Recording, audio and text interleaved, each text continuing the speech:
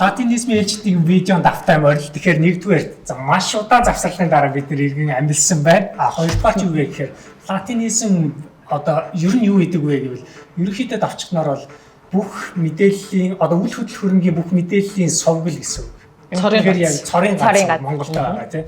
Тэгэхээр яг ийм өрөөндор бид нэр явж байгаа. Тэгэхээр хэрэгцээд бүх мэдээлэлээр бид нар хангах болно. Хэрэг танд асуултууд магадгүй асуудлууд байгаа бол комент хэсэгт бичээрэй тийм. Шууд PM-ээр орж ирж болж байна.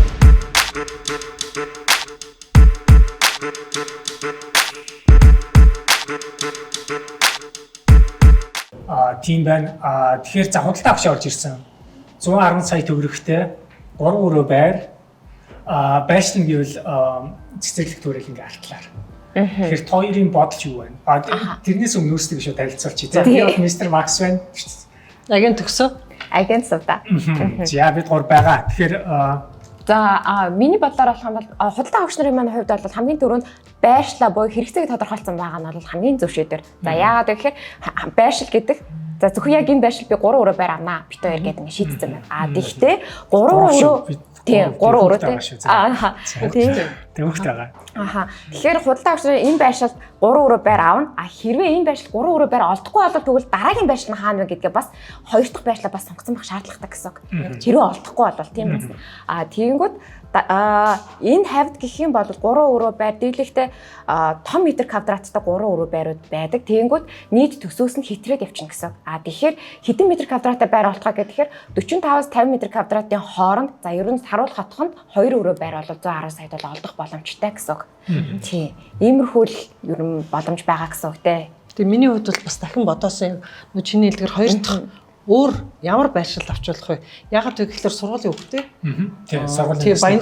Тийм, Баянзүрхийн 26 дугаар хороогт чи ер нь цөөхөн сургуультай. Усын нэг нь Дүнжин гар захын уртал дээр 133 дугаар сургууль. Хамгийн орхон. Дараагийнх нь болохоор Саруул хороол Дүнжин гар хороолт чинь хоошгоо гүүр гараад Натуурс наана гэдэг нэг 21 дэх лөө. 21 дэх сургууль хамран сурах тойрог тийм.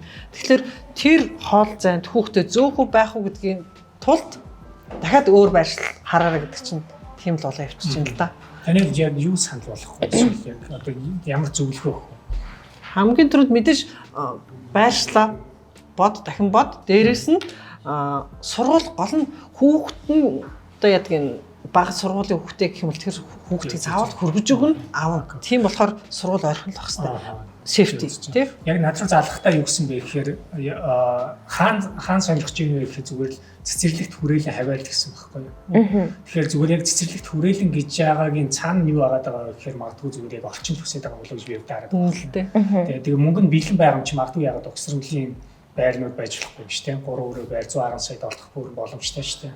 Тэгээд дээрэс нь тийм сургууль цэцэрлэгүүд нь ойрхон орчин бас байдаг шүү дээ. Яг 90 оны үед бол яг бүх юмыг нь цогцоор нь бий болгоцсон. Миний бодлоор бол хамгийн практиктэй ойрхон байр бол угсралын байр гэж боддог байхгүй. Гэхдээ угсралын байруудыг яагаад дийлэн хүмүүс юм авах бас сонирхолтой болчиход байгаа штэ. Олон хүн амьдраад амжчихсан гэдэг үднээсээ. Тэгээ дээр нь байрлал нь хууччихсан гэдэг үднээсээ.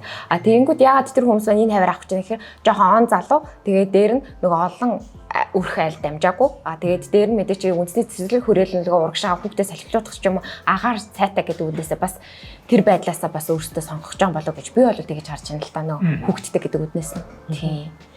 Тийм байна. Тэгэхээр яг хэрвээ заавал одоо 3 өрөө байр би хүсэж байгаа гэдэг өөртөө нөгөө одоо хосууд маань тэх юм бол за хэрвээ 110 сая бэлэн цаашаага дахиад нэмэл үгүй бол зээл авах боломжтой байх юм бол манайх манай блокийн офс маань хас банктай бол хамтарч ажилладаг байгаа. Тэгээд сарын 1.2% хүүтэй нэг өдрийн дотор зээлийн шийдэж өгөх боломжтой. Тэгэхээр та манай офс дээр ирээд хуруугаа уншуулад бүх мэдээлэл нь бол танд шийдвэрийг гаргаад өгчнө л гэсэн. Зээл авах боломжтойгүй тийм бас. Тэгэхээр зээл 3 өрөө авч болно л гэж би хэлэх гээд байгаа юм бас. Би бол зээлгтээ авч хэлэн шууд. Аль болох нэг бол тийм ийм тохиолдол төр нэг бол 110 саяараа бэлэн угсралын 3 өрөө ав сайхан санаандаа хүртэлцээс тийм хүүхдийн чинь сургууль ойрхон болно, цэцэрлэг ойрхон болно, автобусны буудлын ойрхон болно нэг боломж. Эсвэл 110 саяда санаандаа хүрсэн сайхан 2 өрөө бүр хайж агаад тийм хамаагүй 10 байр үз 10 байр үзээд сайн муу талын чагсаагаад 10 байраа биччих. Аль нь илүү санаанд шүүрж байна. Одоо амьдрал дээр 100% юм болоход хэцүү л те. Тийм тэгвэл 100% биш. Ядаж 80% нь санаанд шүүрсэн байр. Гэр бүлийн гишүүдийн чинь 80% нь хэрэгцээг нь хангаж байвал тийм үү? Та ажилдаа явхад ойрхон байвал, хүүхдийн сургуультай явхад ойрхон байвал, дэлгүүр ойрхон байвал ийм байр өрөө байр авцсан байхад ялангуяа одоо энэ Баянзүрх 26 тий. Аль яаж хийж байгаа авцсан байхад дахиад зарахтаа бол ямар нэг асуудал байхгүй тий асуудал байхгүй. Тэгээ өөр ширгүү сэтгэл амар тий. Гэрээ сансандаа хүртэл застна тийм үү? Тэгээд тогтчуулаад амьдрал илүү юм биш үү? Гэж бодоод байна. Тэгээд санал нийлж байна. Эсвэл угсруулын 3% тий. Сайхан одоо гадна талаас нь сайхан дулаалдаг болсон байна. Гадна фасадуудыг сайхан дулаалж байна. Өөртөө юм хөгжиж яхад бол юм бол яаж ч бол гаргалж шүү дээ. Тий. Яг тийм нэг байршилд магадгүй яг тэнд авсан хоёр тийм газрууд байна шүү. Магадгүй шүү тэнд ав. Эсвэл ийм болъё ингэж ав. Тийм арай өөр сонголтууд үгүй тийм. Гэхдээ одоо 3-4 дэх хорооллын угсруулын 3 өрөөнүүд нэмэгдчихлээ л дээ. Сая энэ хавтга 6% болгосноос болоод 100 орчим сая дээр гэсэн бол одоо 125 сая, 130 сая, 140 сая ингээл. Бүх хувьд бол буу. Гэхдээ буугаад байгаа үр дүн хэдийд илүү мэдрэгдэх вэ гэхлээр миний хувьд бол ойрын 1 жил хагас дотор хуугаад тий анхны байсан үн дээр жилийн дараа очихгүй хаа.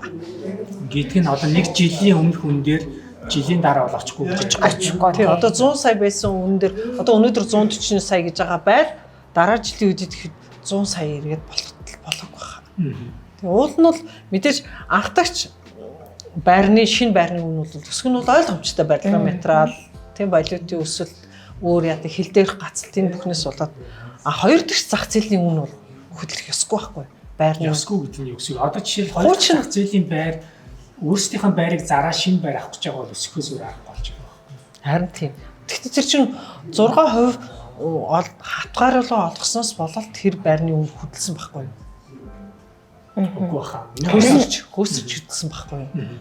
Одоо жишээлбэл зүгээр циркийн хажуудлын байр яагаад зарагдгийг гэхээр нэг хажуудлалт нь 5 сая метр квадрат нь 5 сая байр байгаад нөгөөх нь дагаа шууд өсөж байгаа байхгүй.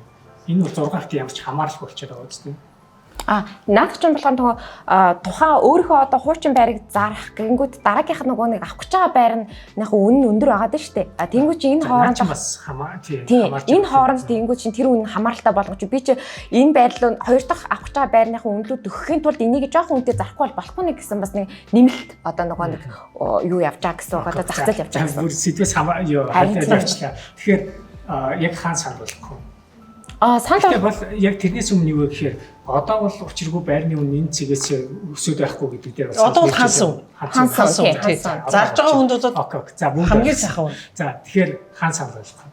Үнэхээр нөгөө байршлаа яг энэчээ сонгоцсон бол одоо Баянзүрхийн 26-ад 2 өрөө байр авах боломжтой. Тэгэхээр энэчээ бүх одоо хотхны бүх зохион байгуулалтаа яг энэчээ авъя гэж бол энэчээ 2 өрөө байр авах танд бол боломжтой хаа. 3 өрөө авах юм бол мэдээч хэрэг зээлээр бол авах боломжтой ахны гэж л одоо зөвлөгөө өгмөр байна. Тий. Тэгээд хоёр дахь мэдээч хэрэг нэг дахь байршлаа Баянзүрхийн 26 гэсэн бол хоёр дахь байршлаас сонгоод тэнцэнээсээ сонголтоо хийгэрэй гэж л хүсмээр байна. Тий. Дахин бодох хэрэгтэй тий. Хэрвээ анхны худалдаа голт байх юм бол бүр дахин бодох хэрэгтэй байхгүй юу? Яагаад тий. Одоо анхны худалдаа голт дээр хамгийн их алддаг зүйл нь ерөөсөө мөнгөнийхөө хэмжээнд л тааруулж лавдаг. Тэрнээс тэр байшингийн цонх нь уршаа харах уу, хоошоо харах уу тий. Шууд яг анхны байрны дээр аюу сэтгэл хөдлөлт өөрөө авдаг байхгүй тий. 150 байсан за зүтгэж яа гэдэг байхгүй. Тий. Яг бол байранд өөрөө амьдарч байгаагүй яг авах гээд шүү дээ. Авахаас нэг ганцхан зүрхтэй яваад шүү дээ. Тэгэхээр газ алхаад авчиал гэдэг тийм сэтгэл хөдлөлтөөр хандаад тийм гэж юу таардаг л та. Хурааж хоригдлуулсан тий бүх юмнуудаа одоо цайлан тэгэл ингээл бүх юмнуудаа ингээд цуглуулад мөнгөтэй болоод ээж аав дэмждэг үзүүлэл энэ байрыг үзэл тэр байрыг үзэл тэгжэл мөнгөнд нь за энэ л хүрчин энийг л авчи одоо болохгүй л 1 сая төгрөг ч юм 2 сая төгрөг зээлээд авчи эсвэл буулгаад авчи гэл энэ байрлал үздэг. Гэтэл энэ байр нь цагаад болохоор хошоо харсан цонхтой байдаг. Эсвэл нэг цонх нь ёор нар үздэг битүү байдаг тий. Энийг юусэн мэдхгүйгээр авчдаг байхгүй. Сайн үзэж чадахгүйгээр мөнгөндөө захирагдаад хамгийн алдаад л энэ дээр харагдаад байна. За тэгэхээр зөндөө олон опшн бол байгаа гэдгийг бол ойлгож байгаа бах. хэрэг үнэхээр магадгүй юу гэдэг нь заавал 3 өрөө шаардлагагүй юм байна. 2 өрөө биднэрт хэрэгтэй ер нь болчих юм байна. Хэрэгцээг хангацчих юм байна гэж байгаа бол хүрээ дээр хамтдаа хайцгаая. Нэгт хоёрт хэрэг үнэхээр зээл үнэхээр 3 өрөө байр хэрэгтэй гэж байгаа бол хүрээ дээр бас жилийн гаргаад үгүй шийдээд үгүй өдөрч чинь. Хороогараа үнэхээр зээл авмааргүй байна 3 өрөө хэрэгтэй байна гэж байгаа бол хоёр дахь байшлаа. Тий, хоёр дахь байшлаас байгаа тийм. Хоёр дахь байшла. Угсамдлын байр яагаад гэхгүй гэж тийм. Тэгэхээр ийм байна өөр нэмж хэлэх зүйл байна уу? Нэм ярмаар зөндөл юм л да. Гэхдээ хитргийн уршиг болоод яах вэ? Манай офс дээр Дараагийн удаа дахиад сэдв болно. Тийм. Тэгэхээр илүү одоо дэлгэрэнгүй мэдээлэл авъя гэж бодож байгаа шууд комент хэсэгт бичээрэй. Асуултууд байгаа, эсвэл ойлгомжгүй байгаа. Хэрэг бүр үнэхээр тийм эдийн засагч байгаа тийм. Энэ Nugget Box юу ч мэдэхгүй байна. Банкны зээл чи ашигтай гэж байгаа бол комент хэсэгт бичээрэй. Тийм нээлттэй байгаа шүү гэдгийг хэлмээр байна. Маш их баярлалаа.